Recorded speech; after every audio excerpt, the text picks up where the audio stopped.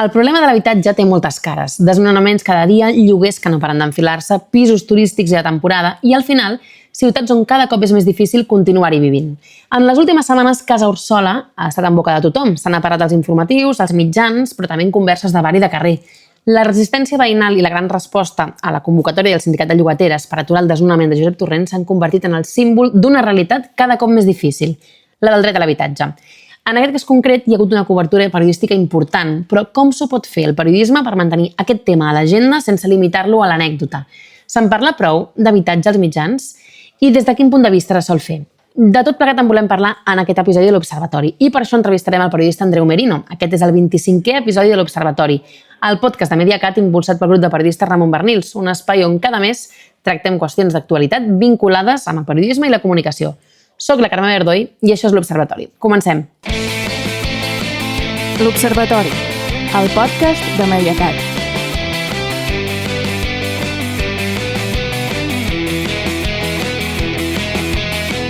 El dret a l'habitatge és un dret cada cop més vulnerat. En tenim exemples cada dia de més o menys intensitat i, per sort, ja fa temps que és un tema del que se'n parla als mitjans. Ara bé, de quina manera? A qui es dona veu quan parlem d'aquestes qüestions? S'expliquen prou les múltiples afectacions d'aquesta problemàtica de l'habitatge? Avui a l'Observatori en volem parlar de tot plegat amb el periodista Andreu Merino. Benvingut. Bones. Gràcies a vosaltres. Ho dèiem a l'inici, Casa Úrsula s'ha convertit en una mena de símbol de la resistència veïnal i del problema de l'habitatge.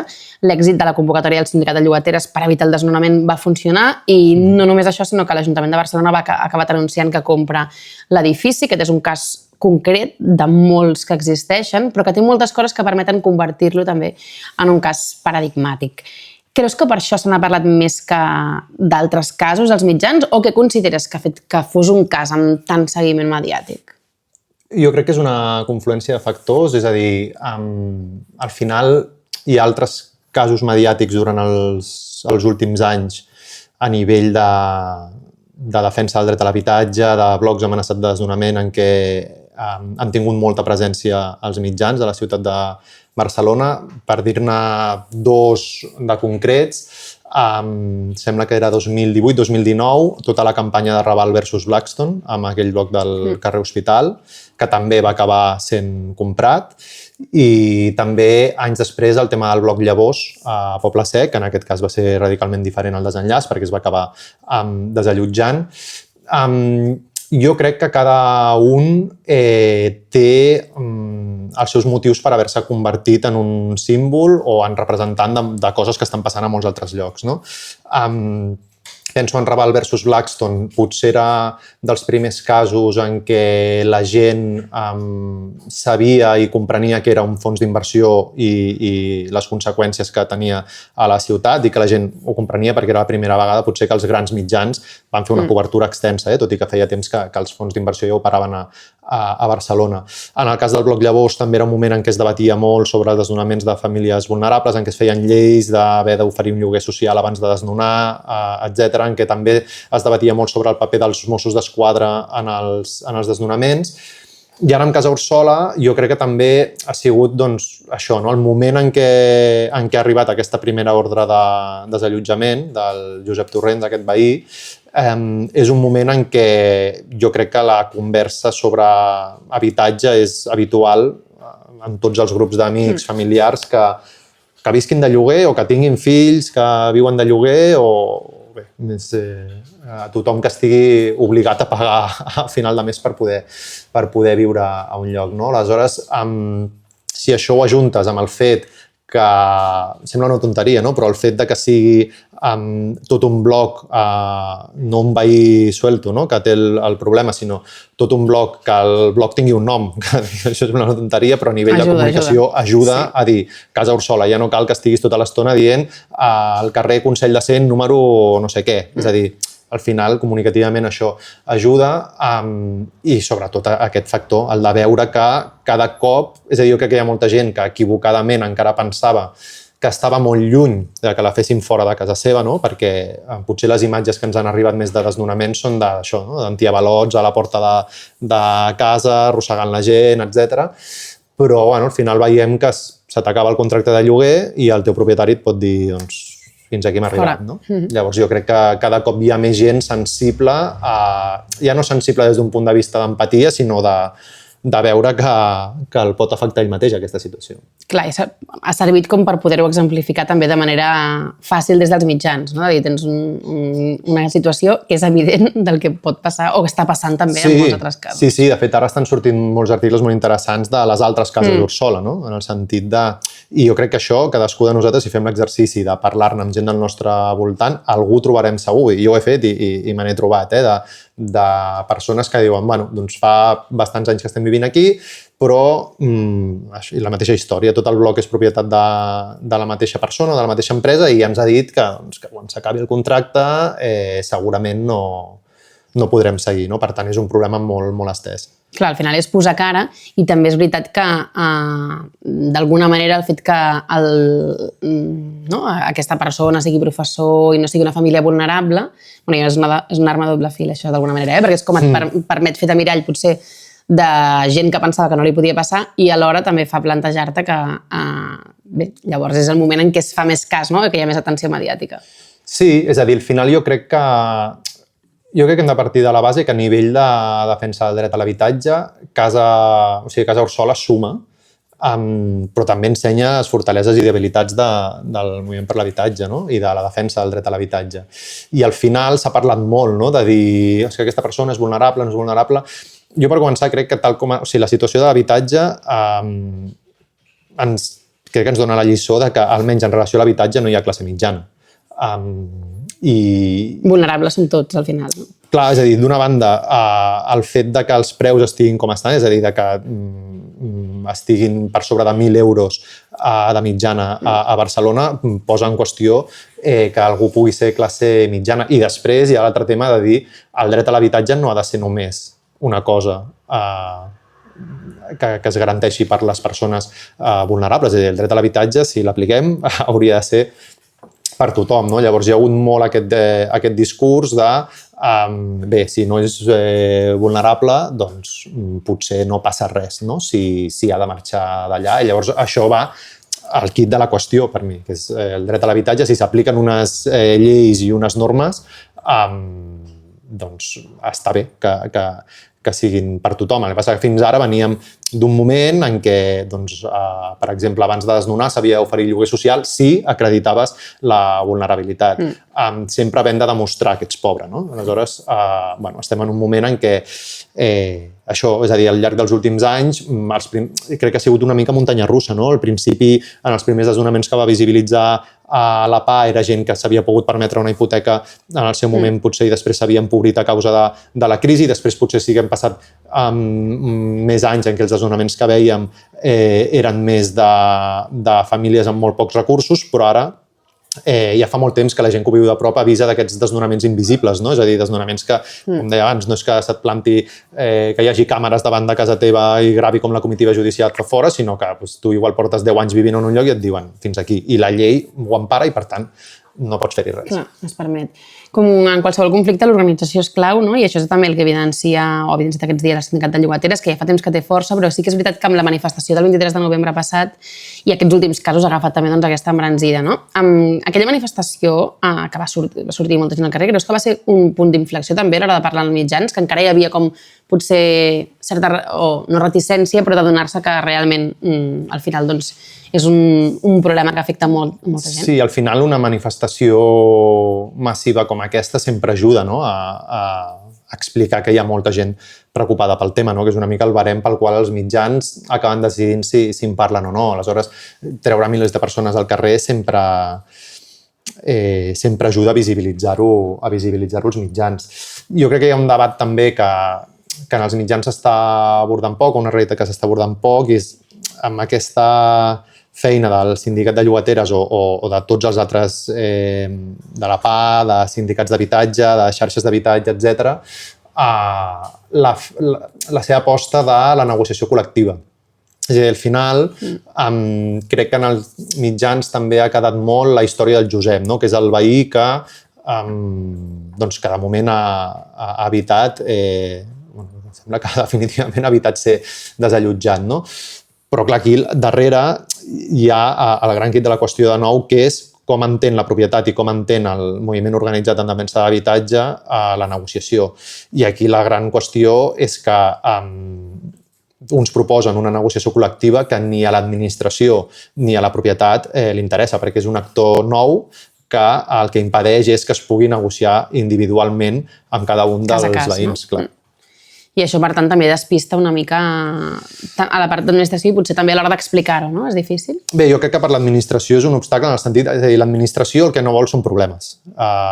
I com menys merders tingui, parlant en plata, millor, i ja ho hem vist. És a dir, al final, l'opció que ha triat l'administració per Casa Orsola, després de tot el soroll que s'ha fet, després de la manifestació que comentaves tu, després de la mostra de força del sindicat de llogateres convocant milers de persones davant, ha sigut, et compro la casa a un preu molt més alt del que l'havies comprat, amb la qual el propietari tampoc ha sortit perdent, no? I el sindicat de llogateres ja ha dit que això no hauria de ser la solució. Llavors, clar, és una manera també de passar per sobre de la negociació col·lectiva. El que passa que aquesta solució, que és la compra per un preu com aquest, no és replicable fil per ran d'altres casos perquè és insostenible. Llavors, ara jo crec que l'interessant d'això és, després de Casa Orsola, en quin punt queda, és a dir, la gent que dèiem que estava afectada i que sentia aquesta empatia o aquesta por fins i tot de que li passés el mateix que la gent de Casa Orsola, si veuen la negociació col·lectiva que proposa el sindicat com una eina vàlida o no. I per mi això és el que marcarà una mica el futur del que passi amb les altres cases Orsola, que dèiem. Clar. De fet, clar, és que és un moment com de molts, o sigui, que s'estan prenent moltes decisions, no? Que ja s'està transformant també tot això i que estan canviant coses. De fet, un dels temes clau de l'últim any ha estat també el de la regulació dels lloguers, que, de fet, ha acabat derivant també en un increment de lloguers a temporada, que també, com s'ha anat explicant, i, per tant, evidenciant aquesta idea de feta la llei, feta la trampa, o que evidencien que no és tan fàcil, no? La resposta o la solució a aquesta problemàtica. També, per part dels mitjans, hi ha el repte, no, justament, doncs, o la responsabilitat de poder tractar aquests temes explicant-ho bé sense convertir-los, al final, en una picabaralla política, com en qualsevol qüestió que passa per la plana política passa de vegades, no? Clar, és complicat. O sigui, una cosa que moltes vegades demanen els mitjans, és a dir, els mitjans acostumen a jugar molt amb la figura d'experts, no? Llavors, clar, el tema de l'habitatge és un tema que jo crec que és especialment complicat perquè trobes experts que estan molt vinculats al sector immobiliari i experts que estan molt vinculats al sector o sigui, el moviment per l'habitatge, no? Aleshores, sí que crec que a l'hora d'explicar, per exemple, si la regulació de lloguers funciona o no, crec que més enllà de fer una entrevista a un expert o de donar context a un expert, hem d'anar a dues coses. Una, a les dades, i que segurament necessitarem algú que ens ajudi a entendre-les, però partir de les dades, i després també partir de veure si l'administració està fent els deures o no. És a dir, primer, per saber si ha funcionat, de dir, vale, anem a veure com han evolucionat els preus en els municipis on s'aplica, anem a veure com ha evolucionat els municipis on no s'aplica, anem a veure si els contractes, la signatura de contractes ha pujat o no, i després també anem a veure si l'administració està fent el que ha de fer, perquè normalment el que ha passat amb aquestes mesures, tant quan s'ha aprovat quan estava vigent la regulació de lloguers a Catalunya com quan ho està a l'estat espanyol, l'administració no fa un paper prou proactiu perquè això es compleixi. És a dir, quan tu aproves una llei d'aquestes característiques, que és molt grossa i afecta a molta gent, siguis propietari o siguis llogater, el primer que hauries de fer és una campanya massiva informativa per informar. I això moltes vegades no ha passat. Queda com a mans dels mitjans, llavors. Queda a mans dels mitjans, de la interpretació que faci cadascú, i això genera molts dubtes. Després també hi ha la manera en com tu fas complir això. És a dir, si tu marques un topall, qui el fa respectar? És a dir, més enllà de si algun llogater veu que algun propietari ho està vulnerant la norma i va denunciar, tu proactivament quina actuació d'ofici fas?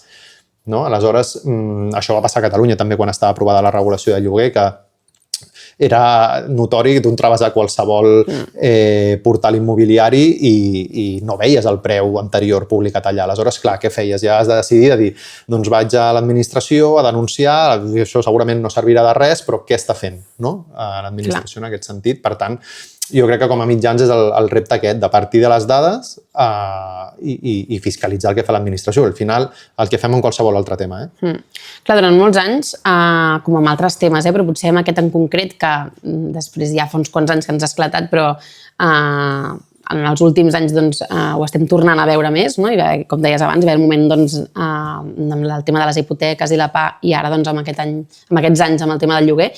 Potser és veritat que quan es parlava d'habitatge des de molts mitjans, almenys potser sí que es parlava massa des del punt de vista de la propietat, o realment es donava aquest pes, evidentment doncs, s'ha de donar diferents veus i explicar tot des de diferents punts de vista, però potser no, és aquesta cosa de això només afecta si ets vulnerable i si no, doncs ja sentim l'altra veu.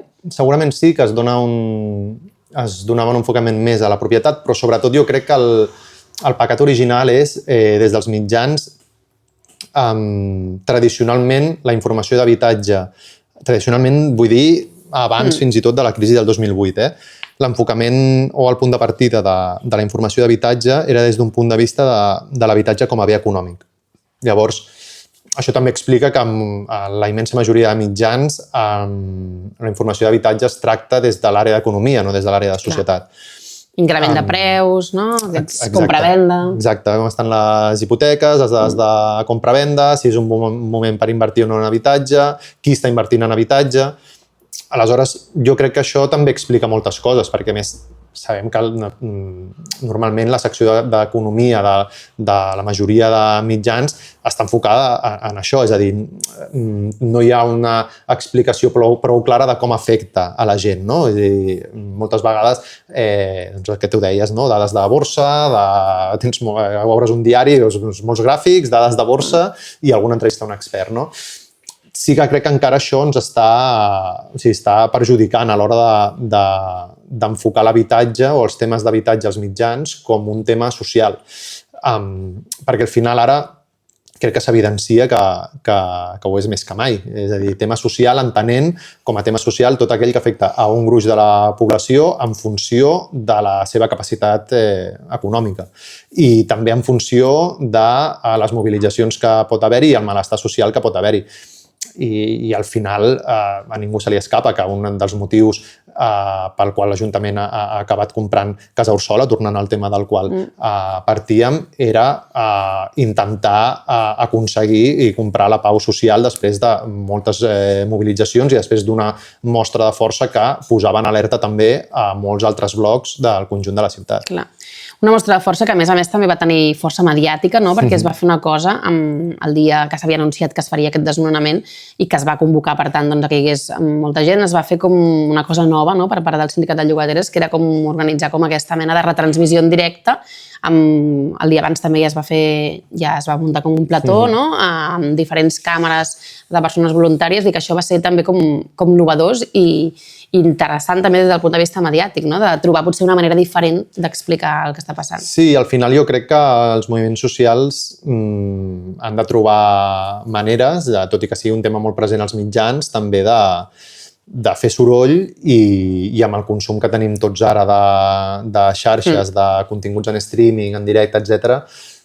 Crec que és una aposta innovadora que no sé si funcionaria sempre, però amb Casa Orsola, amb el que estem dient de tot el seguiment previ que hi havia, tota la gent involucrada, doncs crec que era una aposta que els hi va sortir bé en el sentit de fer arribar més el missatge a més gent. Sí que jo vaig recordar també intents que s'havien fet el 2011 a Plaça Catalunya amb tot el moviment dels indignats 15M de fer retransmissions en directe. Òbviament ara hi ha molts més recursos i molts més coneixements, no? Però vull dir que sempre, ho dic en el sentit que sempre ha estat una vessant de dir, bueno, no només intentem fer forat en els mitjans mainstream, sinó que si tenim els recursos per la nostra pròpia via, doncs intentar fer forat per aquí. Ara farà 4 anys, no? Vas escriure La ciutat sense veïns, que retratava l'especulació immobiliària de Barcelona. Creus que des d'aleshores, que tampoc fa tant, ha empitjorat la situació o és que estem ja més alerta i llavors doncs, ho tenim més al cap? És a dir, crec que des d'aleshores hi ha hagut canvis, però el problema de base segueix sent el mateix en diferent forma, no? En el sentit de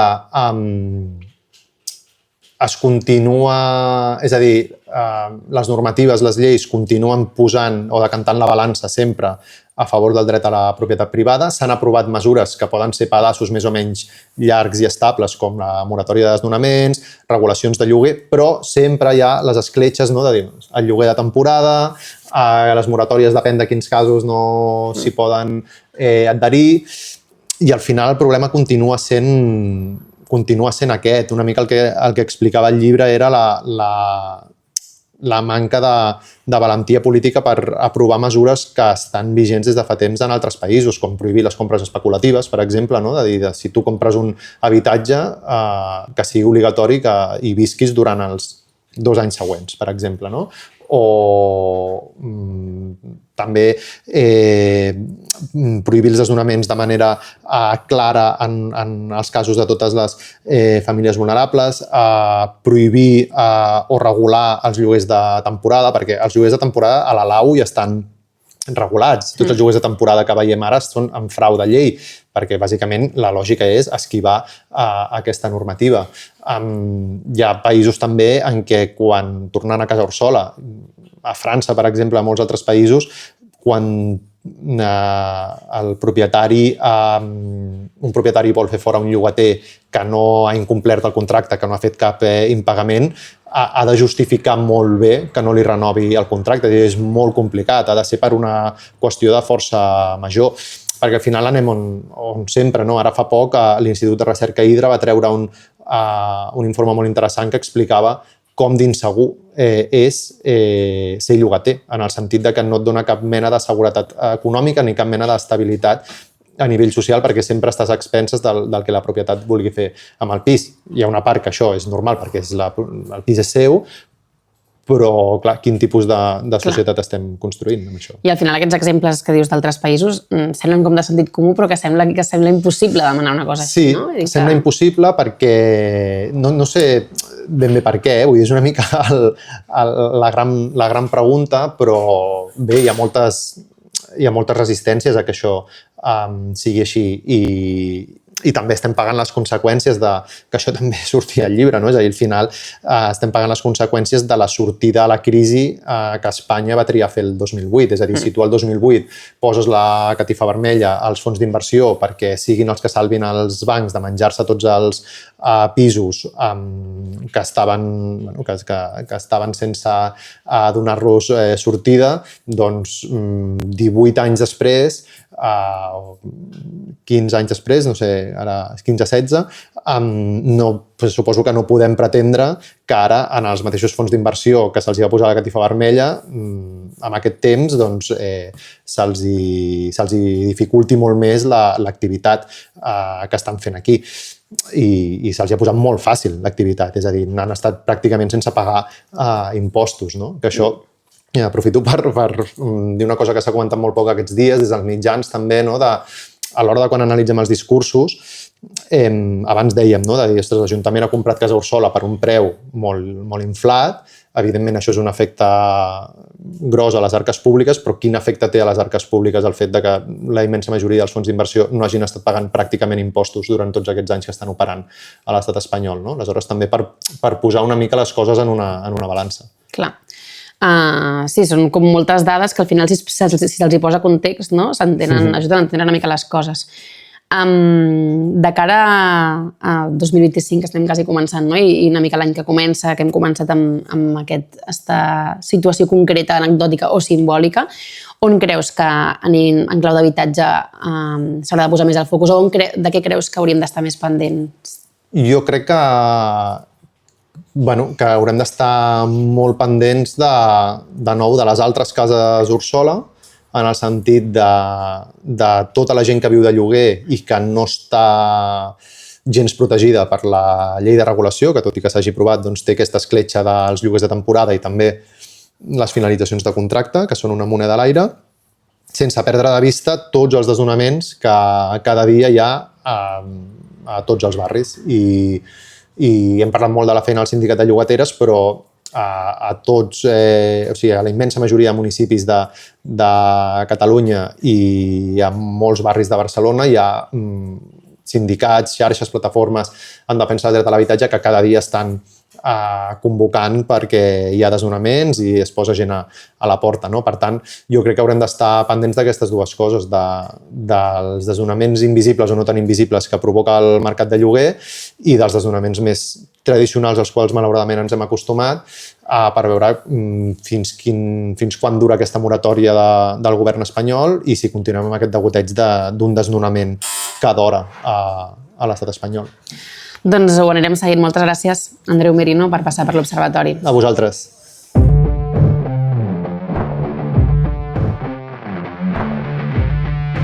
Les veus de Mediacat.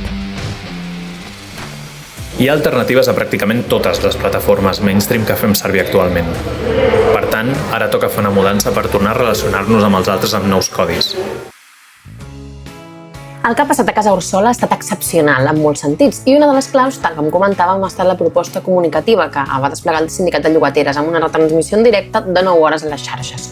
Una cobertura des de dins, sense precedents, feta fora dels mitjans, però amb el paraigua d'un moviment social i la complicitat de periodistes i comunicadors. Ho ha analitzat a Mediacat Laia Coronado, que explica algunes d'aquestes claus. Treballar per parar un desnonament, no només convocant activistes per posar el cos a la porta de l'habitatge, sinó també fent un directe de 9 hores amb professionals del món de la comunicació com Mònica Terribas, Jordi Évole o Joel Díaz, o del món de la cultura com la Ludwig Band, Svetlana, Joan Colomo o Tartar Helena. És la part més visible i ben coneguda del que va fer el Sindicat de Llogateres el passat 31 de gener a la Casa Orsola. Però més enllà de tota aquesta façana que coneixem, hi havia desenes de professionals, cooperatives i col·lectius organitzats que ho van fer possible i que van estar literalment i també en sentit figurat creant el relat de l'habitatge des de dins. Hem parlat amb alguns d'ells. Per exemple, Carlos Juan, de la cooperativa La Bruna, parla de com per ell no va ser tan diferent treballar durant 3 setmanes molt intensament per tirar endavant aquest directe del que fa a l'assemblea del sindicat cada divendres, encara que en aquest cas s'estigués treballant amb mitjans tècnics. En canvi, Laura Grau, per exemple, una de les presentadores del directe, valora com a excepcional la situació perquè no veu com tan habitual el voluntariat en el món audiovisual com en altres àmbits, com podria ser el tercer sector. En tot cas, després del directe i de l'estratègia comunicativa desplegada pel sindicat, l'Ajuntament ha comprat el bloc.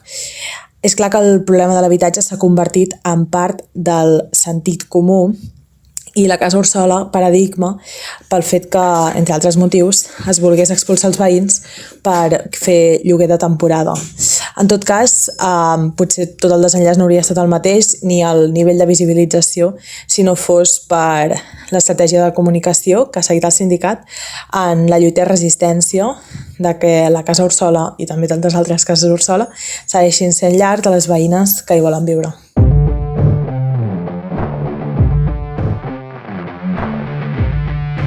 Les veus de Mediacat.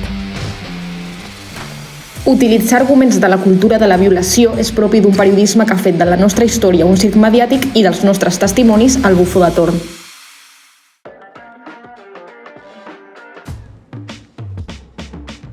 Més coses. Aquest mes, a l'Observatori LGBTI de Mediacat hem publicat un informe en què analitzem el cas d'Iman Khelif, la boxejadora algeriana que va ser campiona olímpica als Jocs Olímpics de París. L'atleta va tenir una campanya de desinformació i d'odi a les xarxes plena de transfòbia, sexisme i racisme. Ho explica l'autor de l'informe i coordinador de l'Observatori LGBTI, Víctor Iustres. És un home colpejant a una dona. Té cromosomes masculins. Els homes han de quedar-se fora de l'esport femení. Són algunes de les frases que es van reproduir per xarxes socials dirigides a la boxejadora Iman Khelif, que va guanyar l'or olímpic en la seva categoria el 2024. Una campanya d'odi en què van fer d'altaveu figures de l'extrema dreta internacional com Meloni, Milei, Elon Musk o Donald Trump. El cas de Khelif és un exemple paradigmàtic de moltes de les desinformacions, confusions terminològiques, estigmes i discursos d'odi que escoltem cada dia sobre les persones trans i intersex en el món de l'esport d'elit. O també, en general, sobre qualsevol atleta dona que tingui un cos que no s'ajusta als estàndards occidentals. En l'informe Iman Khelif, un combat contra la desinformació i l'odi als mitjans i a les xarxes, desgranem quins són aquests missatges, analitzant 47 notícies a 9 mitjans de comunicació i parlant amb expertes, periodistes i activistes. Per exemple, s'acostumen a escampar mentides sobre els resultats del test de verificació de sexe de les atletes, quan els resultats són confidencials. També es fan notícies sense comptar ni amb la veu de l'atleta ni amb cap veu LGBTI+, o directament s'associen característiques sexuals determinades, com ara cromosomes o hormones, a homes o dones, ignorant que existeixen les persones intersex, que no encaixen en aquest binarisme, i també una gran diversitat de cossos. A l'informe també s'apunten algunes idees per abordar aquests temes amb més cura, com ara no alimentar els generadors d'odi, no revelar informació sensible sense el consentiment de les atletes o sortir del debat sobre si les atletes són o no suficientment dones. En un moment en què Trump ha prohibit per llei a les dones trans participar a competicions esportives femenines, fins i tot a la universitat, segurament des dels mitjans cal deixar d'alimentar debats tòxics i començar a abordar altres urgències i realitats que afecten les dones trans intersex al món de l'esport.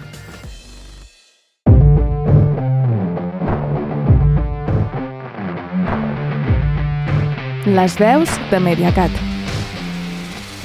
S'ha passat d'exigir destinar a la despesa militar el 2% del PIB al 5%, però continua sense explicar-se com es calcula la xifra. Per què no hauria de ser, posem pel cas, el 10%?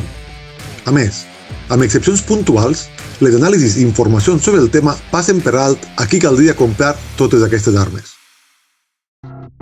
I arribem al final d'aquest episodi fent un cop d'ull als casos del mapa de la censura recopilats en les últimes setmanes. La coordinadora del mapa, Gemma Garcia, repassa els incidents que afecten el dret a la informació.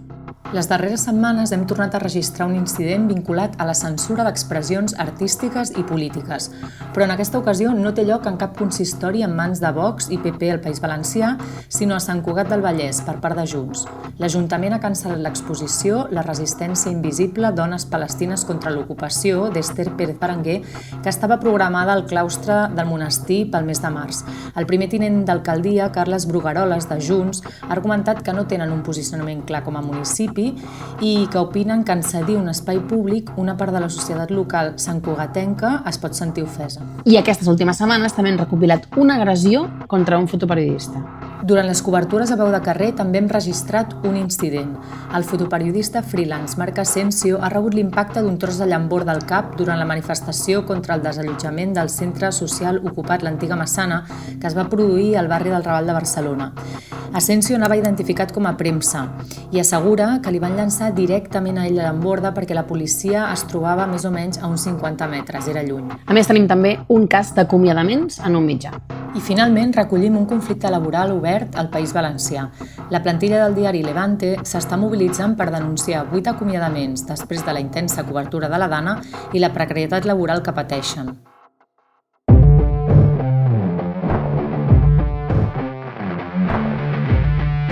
Les veus de Mediacat. Si el català retrocedeix és perquè el castellà s'imposa llevant-li els àmbits d'ús que li eren propis. No revertirem aquesta situació des de la neutralitat o l'equidistància, sinó des de la política efectiva i el compromís amb la llengua. I arribem al final d'aquest 25è episodi de l'Observatori, el podcast de Mediacat. Moltes gràcies a totes les col·laboracions que l'han fet possible i a l'Albert Avilés al control tècnic i al muntatge. Fins al mes que ve!